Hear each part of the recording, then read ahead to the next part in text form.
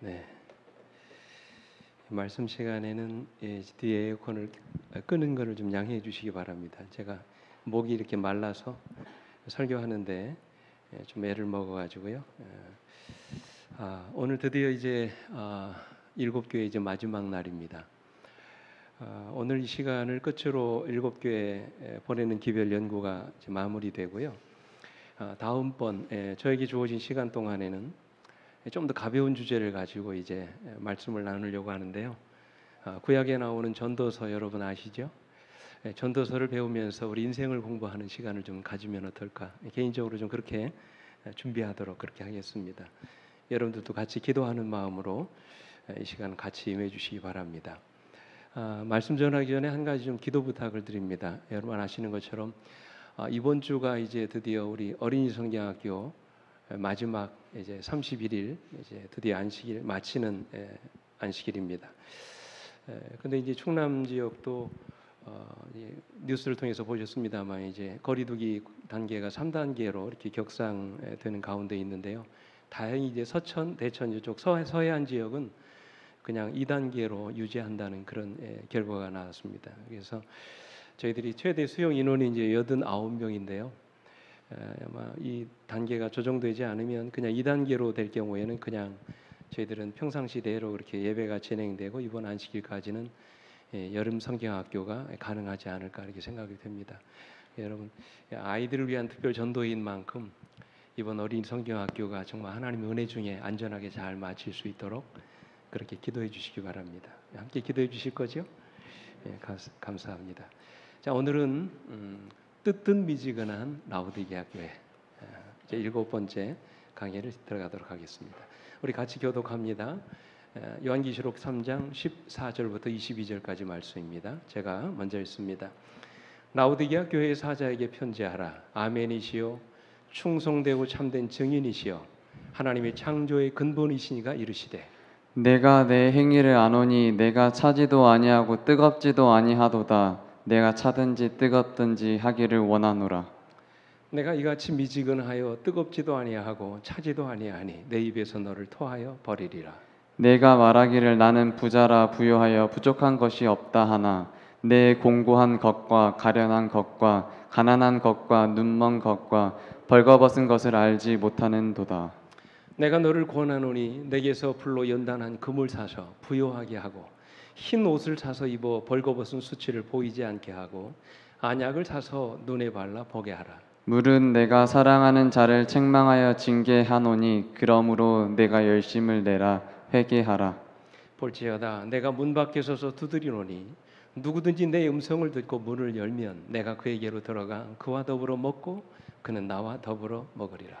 이기는 그에게는 내가 내 보좌에 함께 앉게 하여 주기를 내가 이기고 아버지 보좌에 함께 앉는 것과 같이 하리라. 22절 같이 읽습니다. 시작. 귀 있는 자는 성령이 교회들에게 하시는 말씀을 들을지어다. 아멘. 오늘 마지막 시간인데요. 아마도 우리가 어려서부터 가장 많이 들었던 기별이 아닌가 이렇게 생각합니다. 그죠? 여러분 그렇지 않습니까?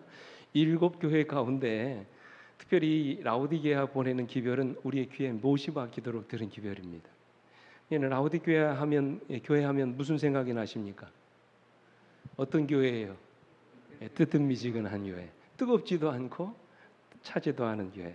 이런 교회를 향해서 하나님이 뭐라고 말씀하셨어요? 내가 차든지 뜨겁든지 하기를 원하노라. 그렇지 않으면 어떻게 하시겠다고요? 내 입에서 너를 어떻게 한다고요? 토하여 버리리라 말씀하셨어요. 여러분 무엇이 문제입니까? 차가운 것보다 낫지 않나요? 안 믿는 것보다는 낫지 않습니까? 하나님을 부인하고 예수 믿지 않는 것보다 낫지 않습니까? 그런데도 하나님은 미지근한 라우디게아 교회를 향해 토하여 버리겠다고 말씀하셨어요. 어떻게 생각하면 참 가혹한 말씀처럼 그렇게 들립니다. 그래서 하나님은 사대교회처럼 라우디게아 교회는 책망의 말씀만을 하셨어요. 이유가 뭡니까? 왜 뜨뜻미지근한 신앙에 문제가 많습니까? 어디에 문제가 있다고 생각하세요? 우리가 한번 좀 이 시간 살펴보기를 원합니다. 오늘 함께 배우는 이 라우디게아라고 하는 이 도시는 그 뜻이 뭐라고요? 백성을 심판하신다 심판받는 백성 그런 뜻입니다. 라오스라는 말이 백성이라는 말이거든요. 그리고 디카이오스라는 말이 심판하다 그런 뜻입니다. 이 두 단어가 합쳐서 백성을 뭐 하신다? 심판하신다 그런 뜻입니다. 이 라오디게아는 오늘날 에스키히사르라고 하는 도시로 이제 이름이 바뀌었는데요. 필라델비아에서 남동쪽으로 한 75km 정도 떨어진 그런 도시입니다. 근데 이 도시는 여러분 잘 아시는 알렉산더의 후계자였던 셀리쿠스 1세가 그의 손자인 안티오코스 2세가 있었는데 지금으로부터 기원전 250년경에 세워진 도시였습니다. 근데 그 부인 이름이 라우디게라고 하는 이름이었습니다. 그 부인 이름이. 그래서 그 부인의 이름을 따서 라우디게아라고 이렇게 불렀습니다. 이 라우디게아는 지리적으로 아주 중요한 요충지에 자리 잡고 있을 뿐만 아니라 금융업, 상업, 산업이 굉장히 발달한 도시였어요. 그래서 그 당시 세계에서 가장 부유한 도시였습니다. 자급자족이 가능한 도시로 부에 대한 자만심이 하늘을 찌를 정도였다 그렇게 이야기하고 있어요. 특별히 라우디게아는 오늘날 섬유 공업이 활발한 신흥 도시인 네니즐리라고 하는 그 도시와 세계적으로 유명한 관광 도시였던 파무칼레. 여러분 아래에 있는 사진입니다. 파무칼레, 석회석으로 되어 있는 이 파무칼레라고 하는 온천 도시가 가까운 그런 도시였습니다. 이 데니즐리는 장닭, 지금 위에 사진 보면 닭이 있잖아요. 우리나라는 소싸움으로 유명한데 데니즐리라고 하는 도시는 뭘로 유명하냐면 장닭 싸움으로 유명한 그런 도시입니다. 그리고 이 파무칼레는 우리나라로 말하면 어딜까요? 덕산 온천이나 온양 온천처럼 안반에서 솟아나는 그 온수로 그 당시에 많은 로마 사람들이 파무칼레에 와가지고 온천을 즐기는 국제적인 관광 도시였습니다. 성경에서는 이 파무칼레를 히에라볼리라고 이렇게 불렀습니다. 그래서 골로새서에 보면 히에라볼리라고 이렇게 4장에 나오는데 이 히에라볼리가 바로 인근에 있습니다. 그리고 라우디게아는 에베소와 시리아를 잇는 교통의 요충지로 상업이 아주 발달했고 금융업, 그 당시에 이제 고리대금업이라고 그러잖아요. 여러분 고리대금업이 뭔지 아시죠? 돈 빌려주고 못 받는 겁니까? 이자를 받는 거죠. 이 굉장히 유행하고 있었습니다. 왜냐하면 그 도시에 뭐가 많은 사람이 있었습니까?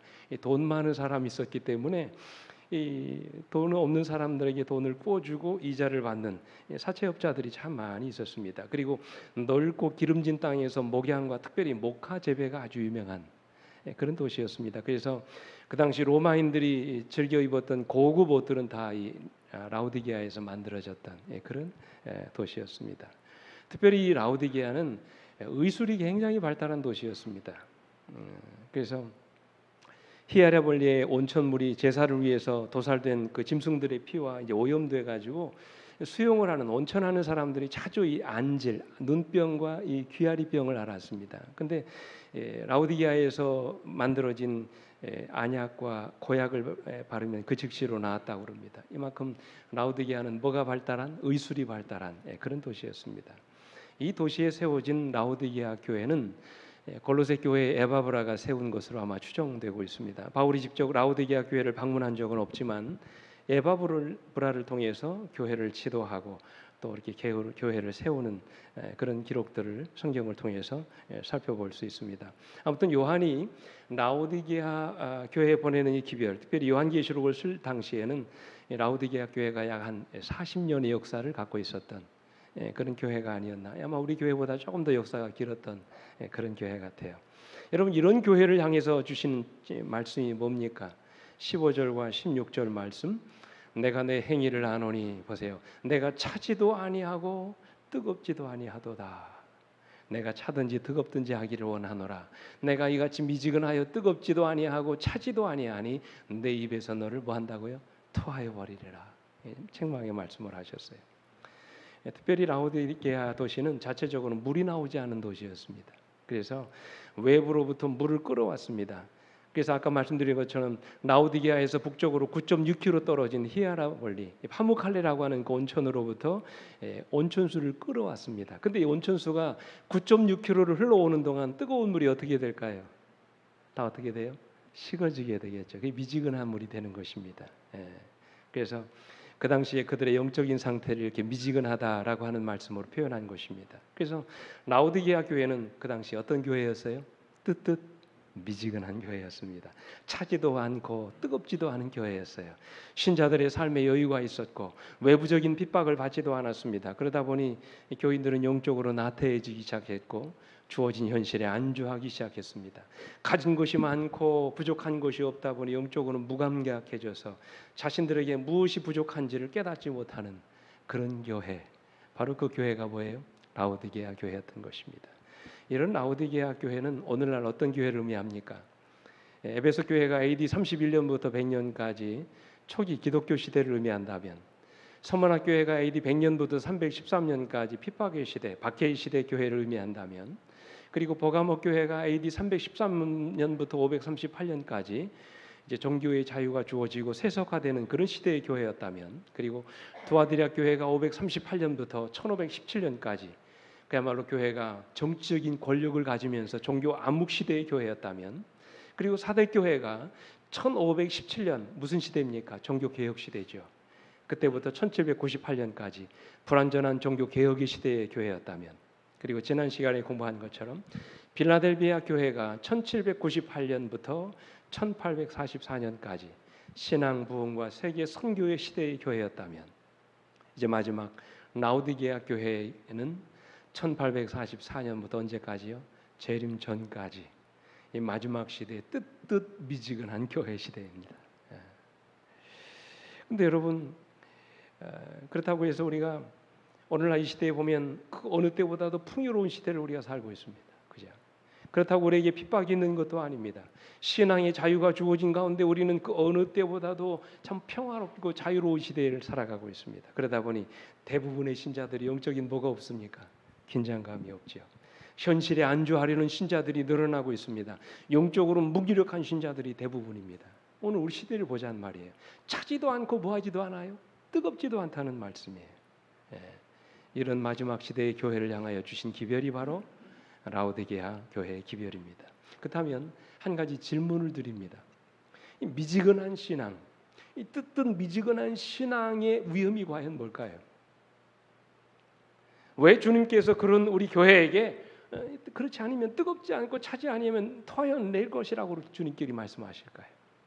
이 뜨뜻 미지근한 신앙이 주는 위험이 무엇입니까? 첫째로 뜨뜻 미지근한 신앙에는 뭐가 없냐면 열정이 없습니다. 이게 문제예요. 자, 뭐가 없다고요? 열정이 없어요. 열심이 없습니다. 뭔가를 하려고 하지 않습니다. 그저 현실을 유지하려고만 합니다.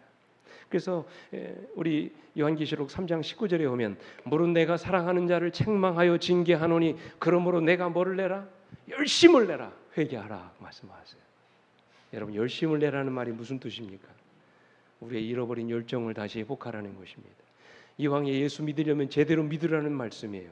이왕에 우리가 예수를 믿을 거면 열심을 다해서 믿으라는 그런 말씀이에요. 자, 어중간한 그리스도인의 삶을 우리 주님이 싫어하신다고 말씀하십니다. 그런 신자들은 당신의 입에서 토하여 버리시겠다고 말씀하셨어요. 왜요? 왜 차갑든지 뜨겁든지 하라고 말씀하시는 것일까요? 응? 여러분, 차가운 것이 뭡니까? 왜 차가운 게 더 낫다고 말씀을 하실까요? 차가운 사람들, 다시 말해서 한 번도 복음을 전해보지 못했던, 접하지 않았던 얼음덩이 같은 불신자들은 뭐 할 가능성이 있습니까? 회심할 가능성이 있어요. 그죠? 오히려 그들이 예수 믿고 회심을 하게 되면 뜨거운 신자들로 변화될 가능성이 더 많습니다. 우리 주변에 보세요. 인생을 함부로 살다가 어느 날 예수 믿고 하루아침에 새 사람 되는 사람들이 얼마나 많습니까? 차라리 그런 차가운 가운데 있는 것이 더 낫다는 것이에요. 우리 주님께서도 말씀하셨죠. 마태복음 21장 31절에 그들 중에 누가 아버지의 뜻대로 하였느냐 이르되 둘째니이다. 예수께서 그들에게 이르시되 내가 진실로 너에게 이르노니 세리들과 창녀들이 너희보다 먼저 하나님 나라에 들어가리라 말씀하셨어요. 그런데 여러분, 미지근한 신자들은 어떻습니까? 두 가지 문제가 있어요. 오늘 본문의 말씀 보면 미지근한 신자들의 문제가 뭐예요? 치료가 어렵다는 것입니다. 치료가 불가능한 것은 아니지만 치료가 어렵다는 것입니다. 웬만한 충격에도 끄떡하지 않습니다. 마음이 얼마나 강팍해지는지 모릅니다. 그들 마음에 감동이 없어요. 웬만큼 말씀을 들어서 은혜 받지 않습니다. 이미 하나님을 믿고 하나님의 특별한 은혜를 체험하고도 뜨뜻미지근한 신자들은 치료가 어렵다는 것입니다. 그래서 영감교회는 이렇게 말씀하세요. 그대가 차다면 회개할 희망이 약간 있다. 그러나 그리스도의 의 대신에 자기 의로 옷 입는 사람은 기만을 발견하기가 어렵고 자기의 의를 벗어버리기는 너무 어려운 것으로서 이런 경우 가장 뭐가 어렵다고요? 치료가 어렵다. 이런 경우보다는 회개하지 않고 하나님을 모르는 죄인이 훨씬 유익한 조건에 있다 하겠다 그랬어요. 뿐만 아니라 미지근한 신자들은 주변에 있는 사람들에게 자주 걸림돌이 됩니다. 그저 겉으로는 믿음이 좋은 것처럼 보이지만 실제로는 그들이 고백한 믿음대로 살지 않기 때문에 이런 사람들의 대부분은 어떤 신앙에 빠지기 쉬우냐면 외식적인 신앙에 빠지기가 쉽습니다. 신앙의 형식은 유지하고 살지만 그들 속에 복음에 대한 열정이 없습니다. 그리스도의 사랑이 그 안에 없기 때문에 항상 주변에 있는 사람들을 괴롭힙니다. 항상 자신의 잣대를 들이대고 주변에 있는 사람들을 지적질하고 비난하기를 좋아합니다. 그래서 영감교회는 이렇게 말해요. 그들은 이 미지근한 자들을 말합니다.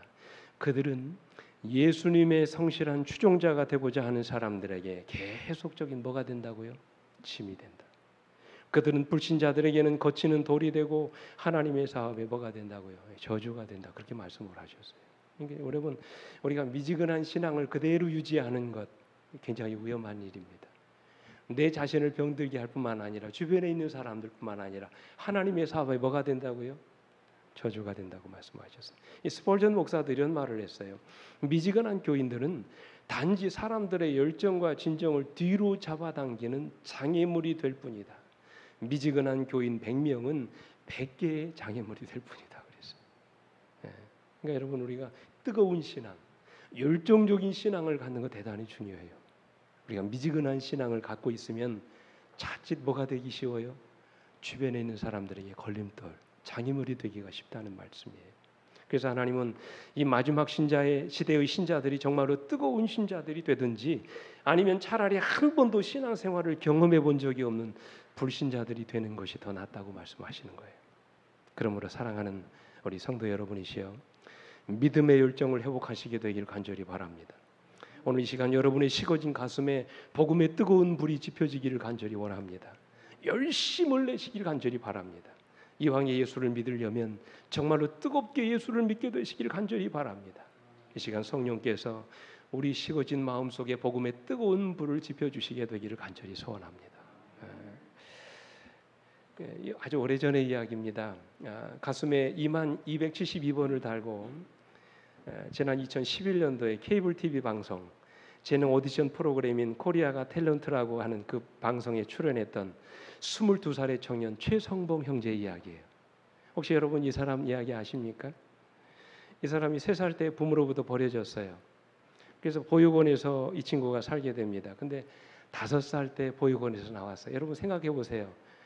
5살에 보육원에서 나왔어요. 호롤단신 나온 것입니다. 왜 나왔냐면 너무 보육원 안에서 이 형들의 이 구타가 심해가지고 도저히 못 견디겠다 싶어가지고 길거리로 나온 것입니다. 그래서 보육원에서 나와 이 친구가 뭐 했냐면 껌과 음료수를 팔았습니다.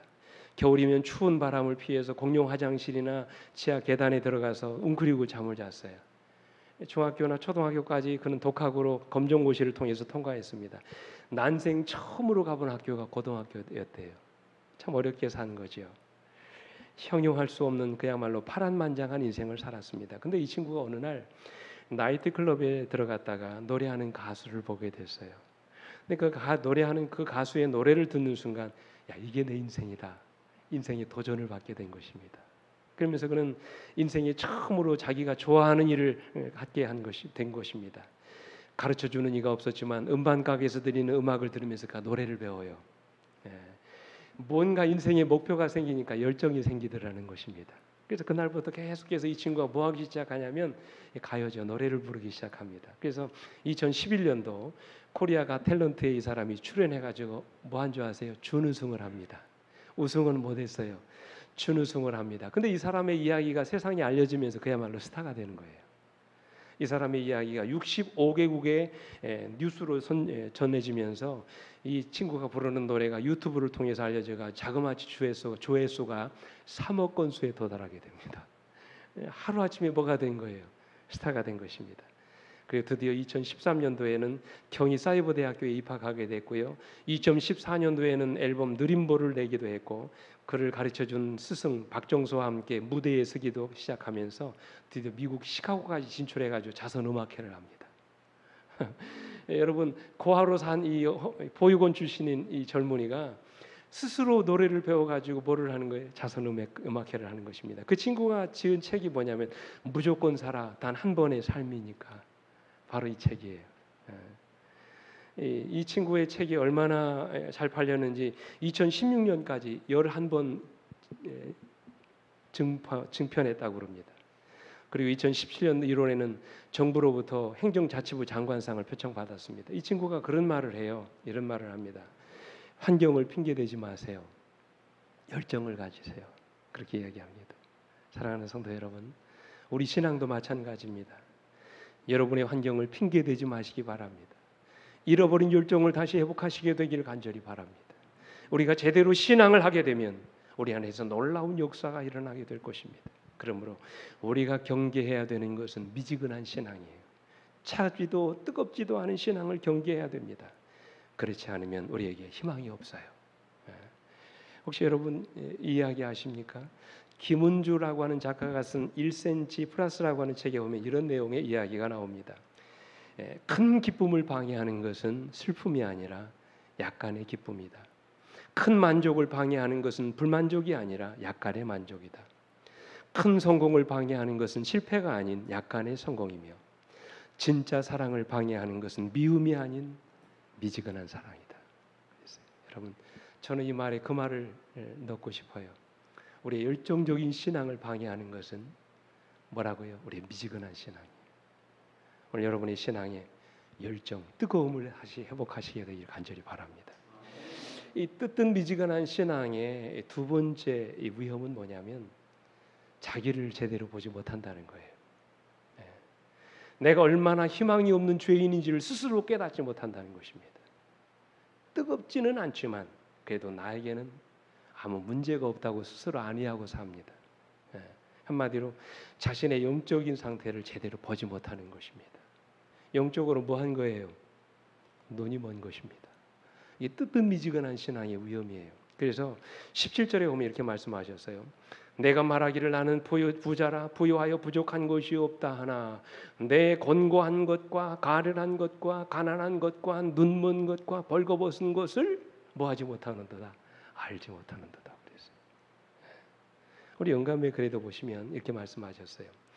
라오디게아 교인들을 위한 유일한 소망은 하나님 앞에 서 있는 자신들의 모습을 분명히 보는 것이며 자신의 질병의 성격을 아는 것이다. 그들은 차지도 덥지도 않다. 그들은 중립을 지키고 있으면서 아무것도 부족하지 않다고 스스로 자부한다. 혹시 여러분 이것이 우리 신앙 아닐까요? 스스로 어디를 지키고 있으면서 중립을 지키고 있으면서 자신은 아무것도 부족한 것이 없다고 자부한다고 그랬어요. 그래서 대부분의 신학자들은 라오디게아 교회의 심각성은 병 자체에 있는 것이 아니라 병을 취급하는 그들의 태도에 있다고 말씀을 하세요. 그들 생각에 그래도 예수 안 믿는 것보다는 미지근하나마 예수를 믿는 것이 낫지 않느냐 그렇게 생각합니다. 그래도 전혀 예수 안 믿는 사람들보다는 내가 더 낫지 않느냐고 생각합니다. 그래도 매일같이 교회를 오고 예배 드리는 그래도 내가 더 낫지 않느냐고 이야기합니다. 그러나 이것은 대단히 위험한 신앙이에요. 절대로 안전하지 않습니다. 영감의 글은 이렇게 말씀하세요. 신앙을 가졌노라고 공언하는 자들은 그들이 믿음 안에 있는 여부를 위하여 스스로를 철저하게 살피기를 좋아하지 않는다.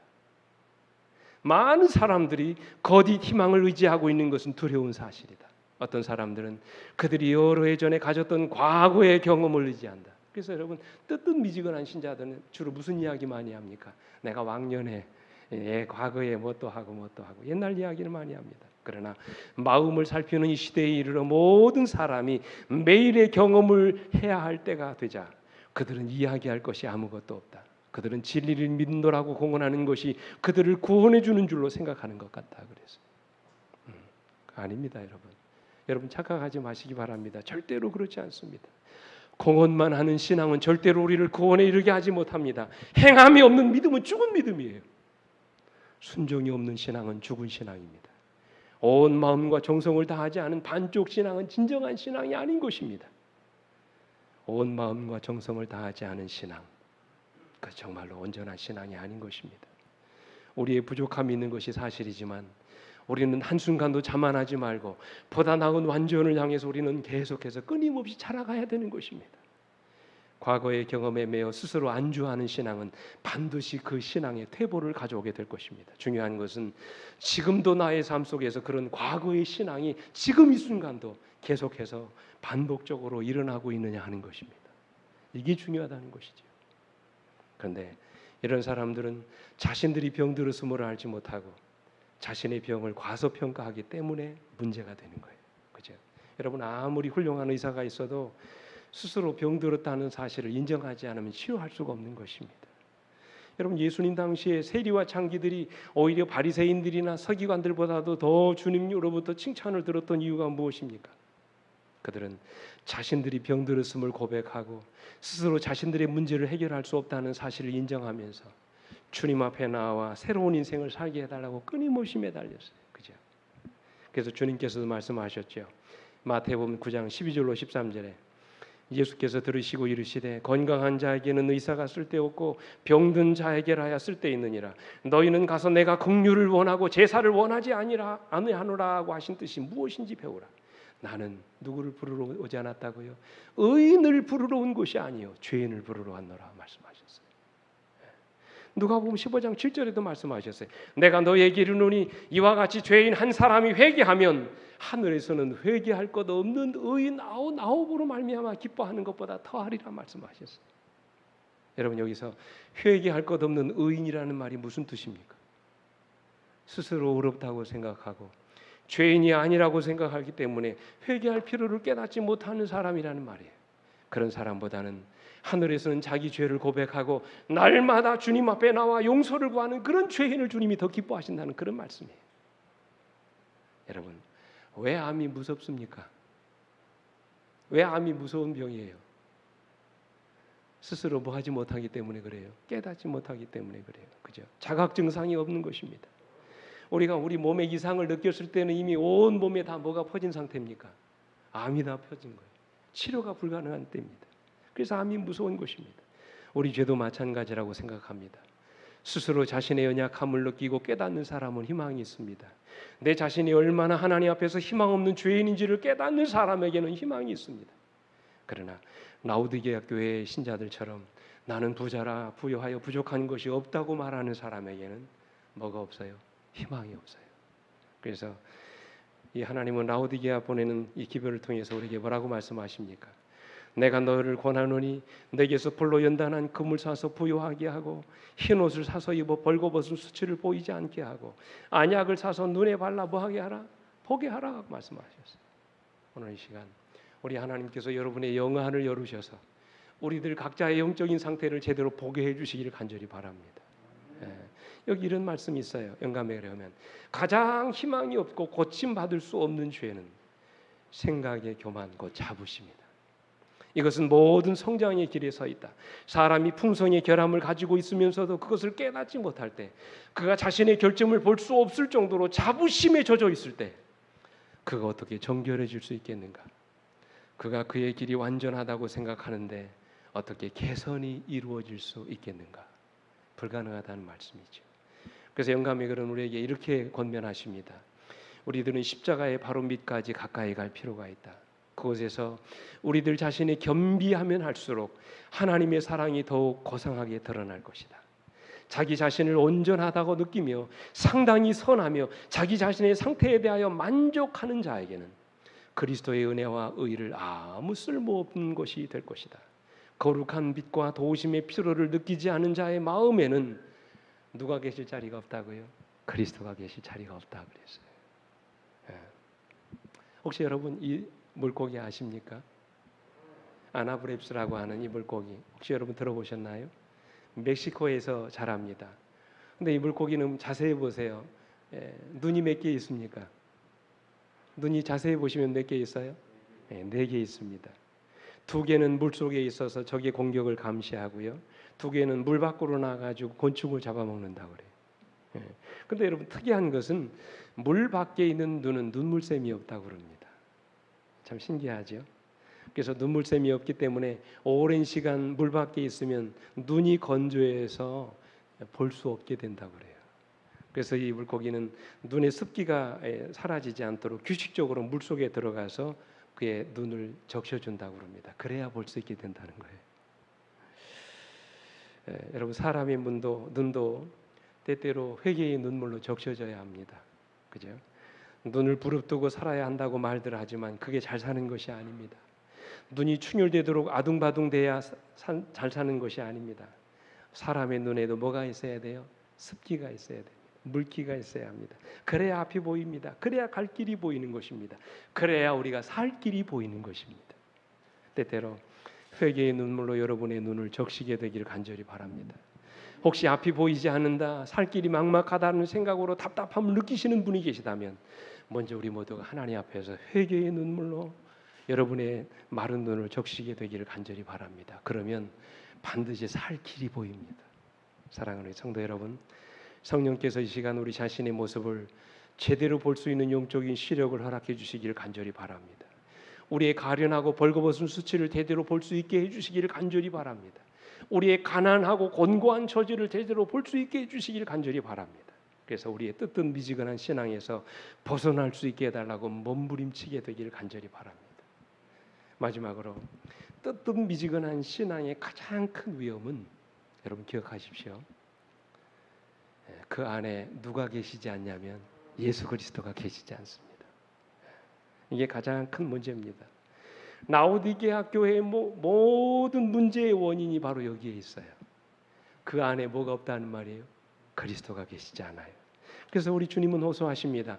볼지어다 내가 어디에서요? 문 밖에 서서 두드리노니 누구든지 내 음성을 듣고 문을 열면 우리 주님이 그에게로 들어가신다고 말씀하셨어요. 라오디게아 교회의 가장 큰 문제가 뭡니까? 우리 주님이 마음문 안이 아니라 어디 계시다는 거예요? 밖에 계시다는 거죠. 근데 여러분 이 문은 어떤 문입니까? 주님이 함부로 열 수 있는 문이 아니에요. 1851년에 에만 홀만 헌트가 그렸던 생명의 빛이라고 하는 그 그림, 예수님께서 문을 놓고 하시는 그 그림이 있죠. 근데 여러분 이 문을 자세히 보십시오. 이 문에 뭐가 없습니까? 손잡이가 없어요. 안에서 누군가가 열어주어야만 주님이 들어갈 수 있는 그런 문입니다. 주님이 억지로 열고 들어갈 수 없는 그런 문입니다. 내가 열어야 주님이 들어오실 수 있는 그런 문이라는 말씀이에요. 문을 여는 것은 주님이 하시는 것이 아니라 내가 해야 되는 일이에요.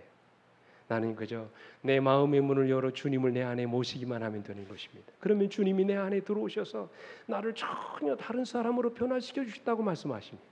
그런데도 여러분 왜 우리가 문을 열지 않습니까? 왜 우리의 마음의 문을 열지 않나요? 영감의 그런 그 이유를 이렇게 말씀하세요. 많은 경우에 있어서 세상의 쓰레기들이 영혼의 통로를 막아왔다 그랬어요. 한마디로 주님보다 더 소중한 것들이 우리 마음을 차지하고 있다는 말씀이에요. 이어지는 말씀 보십시오. 오늘날 교회 안에 존재하는 가장 큰 죄는 뭐라고요? 탐심이다. 하나님께서는 당신의 백성이라고 공언하는 자들에게 있는 이기심을 보시고 얼굴을 찡그리신다 그랬어요. 그러면서 이어지는 말씀. 지난 몇 년 동안 하나님의 백성들의 위험은 세상을 사랑하는 것이었다. 여기에서 이기심과 탐심의 죄악이 싹 나왔다. 그들이 이 세상에 속한 것을 많이 얻으면 얻을수록 그들은 더 많은 애정을 세상에 둘 뿐만 아니라 더 많은 것을 얻기 위해 노력하였다고 했어요. 그래서 우리 마음속에 누가 계실 여지가 없어요. 주님이 머물러 계실 여지가 없다는 것이지요. 요한은 그 사실을 이렇게 말씀했어요. 이 세상이나 세상에 있는 것들을 사랑하지 말라. 누구든지 세상을 사랑하면 아버지의 사랑이 그 안에 있지 아니하나 말씀하셨어요. 성경은 우리가 세상과 세상에 있는 것들을 사랑해서는 안 될 이유를 분명히 말씀하십니다. 그것은 그러한 것들을 우리가 사랑하게 되면 자연히 우리 마음속에 하나님을 향한 사랑이 적어지게 된다고 그렇게 말씀을 하십니다. 그럼에도 불구하고 오늘날 교회 안에서는 상당수의 그리스도인들이 하나님에 대한 사랑보다도 세상에 대한 사랑으로 가득 차 있는 것을 보게 됩니다. 그래서 마지막으로 영감백은 이렇게 말씀하십니다. 세상을 위하여는 우리의 두뇌와 뼈와 근육의 힘을 아끼지 아니하면서 왜 우리는 신앙에 대하여는 그렇게 적은 관심을 쏟고 있는가? 그것은 우리의 모든 힘이 그 방면으로 기울어진 까닭이다. 그랬어요. 그러면서 이렇게 말씀하세요. 세상 사업에 있어서 우리의 열성과 힘을 다해 종사하도록 우리를 훈련시켜 왔으므로 마침내 마음이 그 방면으로 돌아서는 것이 쉬워졌다.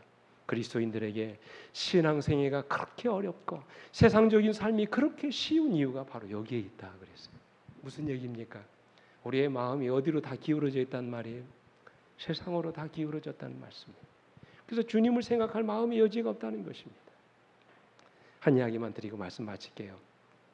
송현이라는 작가가 쓴 시 가운데 어느 취의 유언이라고 하는 아주 재미있는 시가 있습니다. 한번 여러분 들어보십시오. 어느 늙은지가 죽으면서 임종을 앞두고 그의 사랑하는 자녀들 쥐에게 한 이야기예요. 무슨 이야기를 하냐면 내 말 잘 들어라. 우리가 가장 경계해야 될 것은 고양이도 아니고 쥐도 아니고 무서움을 다채롭게 위장한 뭐다? 죄악이다. 그랬어요. 이 쥐 마을에서 현명한 고참쥐가 죽기 직전에 후배 쥐들을 모아놓고 유언을 했습니다. 고양이도 나이 들면 그저 같이 늙어가는 이웃이 될 수 있고 쥐도 또 나이가 들면 분간할 수 있지만 죄악은 분간할 수 없다는 거예요. 무서움을 다채롭게 위장한 죄악, 전혀 죄악처럼 보이지 않은 죄악, 더 나아가 먹으면 뿌듯하고 행복해질 것 같은 죄악, 그놈의 죄악은 나이 들어도 도무지 분간할 수 없다는 말. 그러니까 고양이도 무서워하지 말고 쥐도 또 무서워하지 말고 뭐를 두려워하라고요? 죄악을 두려워하라고 그렇게 말합니다. 그렇죠. 우리도 역시 마찬가지예요. 그죠? 세상 것 다 가진 것처럼 행복하게 만들 것 같고 그거 가질 것처럼 부귀영화 누릴 것 같지만 그죠? 우리 그리스도인들이 세상의 죄악에 우리가 먹게 될 때 우리는 우리의 삶 속에서 가장 중요한 것들을 잃어버리기 쉽다는 그런 말씀이에요.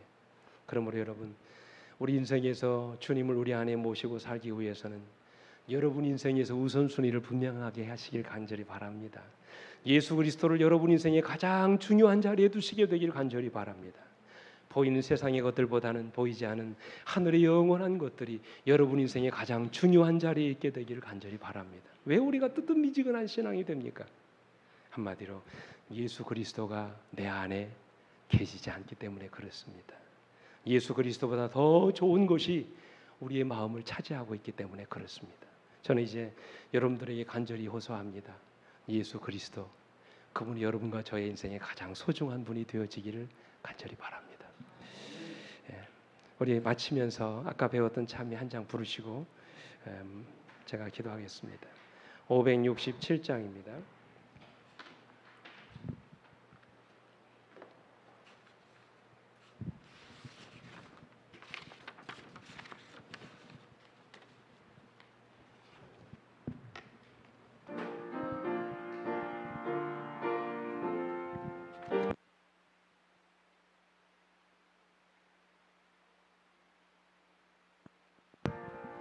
내오나 깨어서 저 원수 막아라. 수없이 많은 마귀가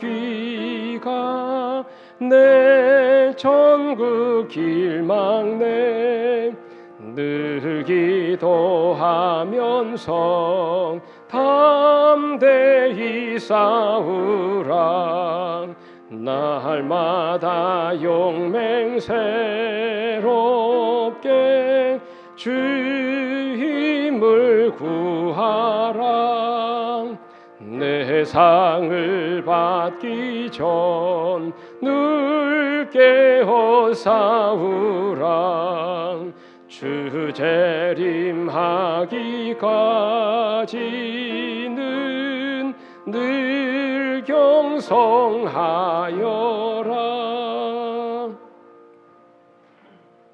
아버지, 지난 7번의 시간을 통하여 오늘 우리들의 문제를 보게 해주셔서 감사합니다.